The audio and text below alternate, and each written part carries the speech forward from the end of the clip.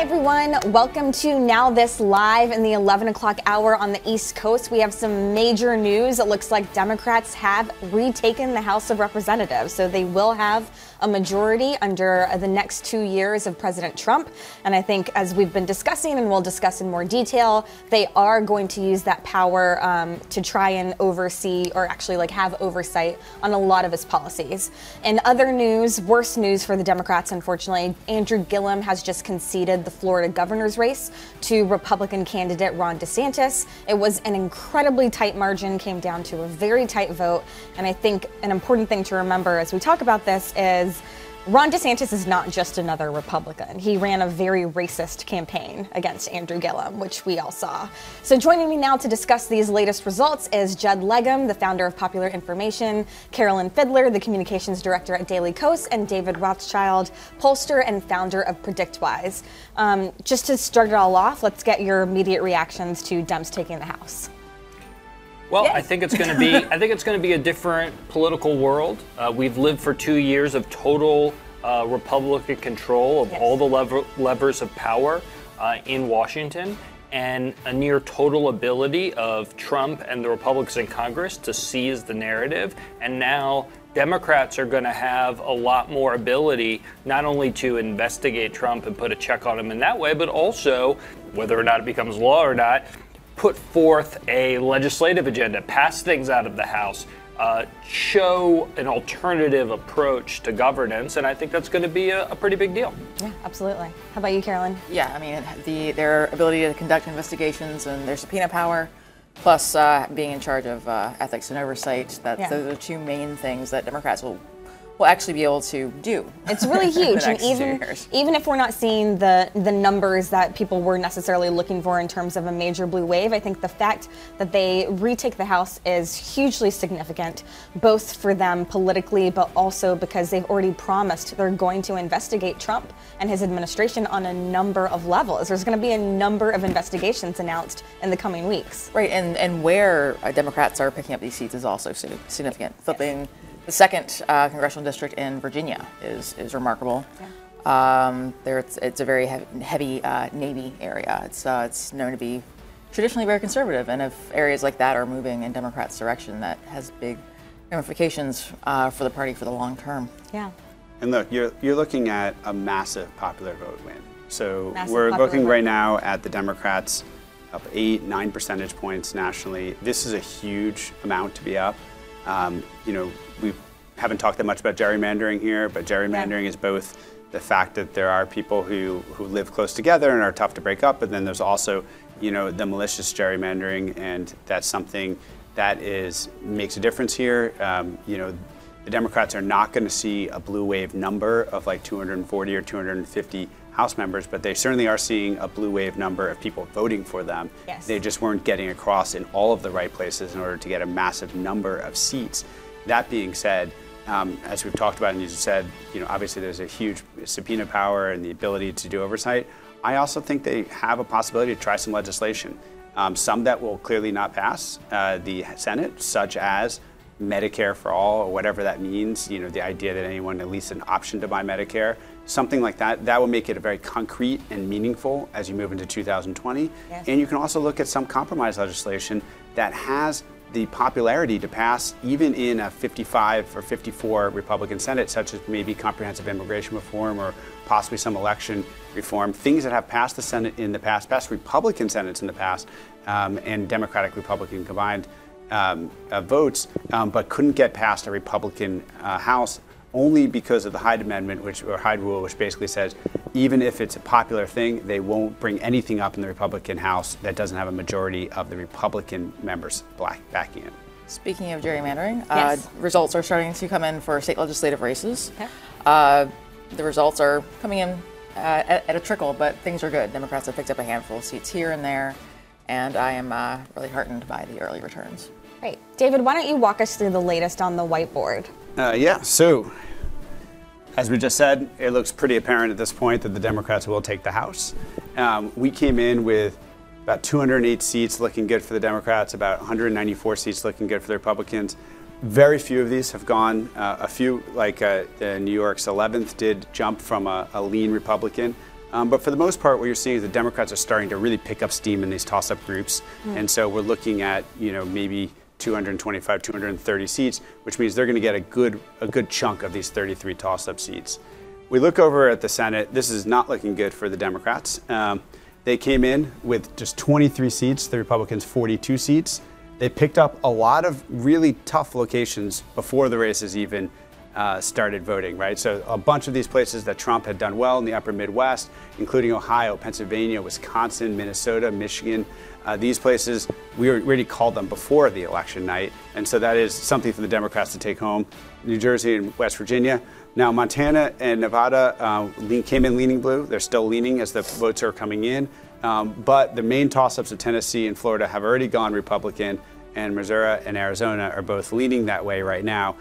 If the Republicans are capable of picking up all of the ones that are leaning their way and all the toss-ups, that brings them from 50 up into 54, with the Democrats would be at 46 seats. And then this is really one of the undersold stories of the night, and we'll see how much it comes out in other places. But the Democrats had a potential of 12 pickups in governor's mansions on the board tonight. They have secured them in Illinois, New Mexico, Michigan, and Kansas. They're looking good in Maine, Wisconsin, Nevada, and Iowa. They're probably not going to happen in Ohio, Florida, Georgia, and South Dakota. It's not looking that great. But so there's the potential of them to pick up 8 governor's mansions tonight, and that is a serious victory for the Democrats, especially as we head into the 2020 census and, going back to it, gerrymandering time that happens after the census. Yeah, exactly. So let's talk a little bit about Texas. Obviously, the Texas Senate race was incredibly closely watched. No Democrat has won statewide office in Texas in 24 years, and Beto O'Rourke was the man who seemed to come the closest. And Ted Cruz has been reelected now. He beat Beto in that race, but it was a very tight race, and I think we saw a lot of passion among Democrats in Texas that we hadn't really seen in the past. I definitely, and that race definitely helped pull some Democrats across the finish line at the House level. I think we'll see we've already seen at least one upset in that state at the congressional level, and I think that even further down the ballot, I think we'll flip some seats in the state House and possibly the state Senate because of the energy around Beto. And at least two of the Democratic representatives who have been elected in Texas and won further down the ballot are the first 2 Latina women to be representing Texas in Congress. Again, a state that has a huge Latino population, never been represented by a Latino woman in Congress before, and now they have 2. So it's interesting to see how some of those congressional races are shaking out. That's true. Now, Jed, what are you thinking in terms of Georgia? I feel like Stacey Abrams, that was obviously a very closely watched race. It's been tight for a while now. Polls were actually kept open later, 3 hours in some places, because of a lawsuit that the NAACP filed. It's not looking good for Abrams. Yeah, I mean, I think that's something where Democrats and the whole country really should take a look at the systems that we have to vote. One of the things that's unfortunate is when you have lines that are 4 or 5 hours long, when you close polling places, when you set up barriers for people to register. There were a lot of registrations and then absentee ballots that were invalidated because they were missing a hyphen or there was an extra character somewhere. Right. You don't really know what would happen in the absence of those. Right. So I think it creates some uncertainty as to how big of a factor that played. But, it's Georgia. Certainly it was going to be tough for a Democrat to win. I think Stacey Abrams was hoping to do better.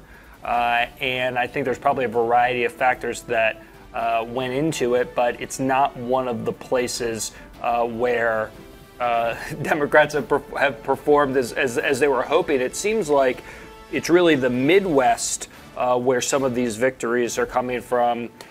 Kansas, in many of the congressional districts in Iowa, Democrats are doing very well. Steve King is ahead, but the other 3 congressional districts, including 2 that were held by Republicans, the Democrats are leading right now. So there are areas of the country where Democrats are doing better, but it doesn't seem like the South is really one of them at this point. Yeah.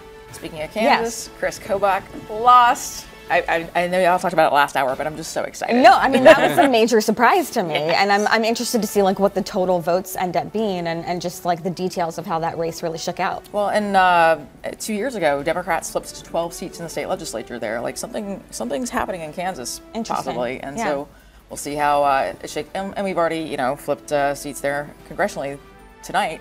So we'll see how that shakes out and maybe figure out what's happening. Well, I think Judd touched on a really important point here. First of all, it's absolutely crazy that we're all being so depressed about or concerned about the Democrats not taking Georgia. Georgia is not a state the Democrats have been challenging in on a regular basis. You know, Carter's grandson or son who ran a few years ago and it didn't get that close. And so this is a state that's definitely turning, but you know, this shouldn't be a shock. The more interesting, you know, point, as you were saying, is that we looked at the 2016 results and people were getting very concerned about this massive movement of white non-college educated in the upper Midwest and the Rust Belt. And here you saw the Democrats really steamroll through that area this year. Even prior to the polls opening, we were basically calling all of these Senate races in the upper Midwest that did go their way. And now you're looking at Iowa and Kansas as possible pickups. Well, pick up at least in Kansas, possibly in Iowa in the governor's mansion. These are some really interesting phenomena that's definitely going to change the way we're thinking about the direction of demographic shifts for the two different parties. Yeah, I think this is something we've kind of talked about throughout the night, but it's important to keep reminding people. We saw unprecedented levels of voter turnout for a midterm election from a lot of demographics, especially young voters. That's going to be a story we're definitely following closely tomorrow and throughout, honestly, all the way to 2020 and beyond. It'll be interesting to see how much of the enthusiasm going into this election is sustainable on both sides, honestly.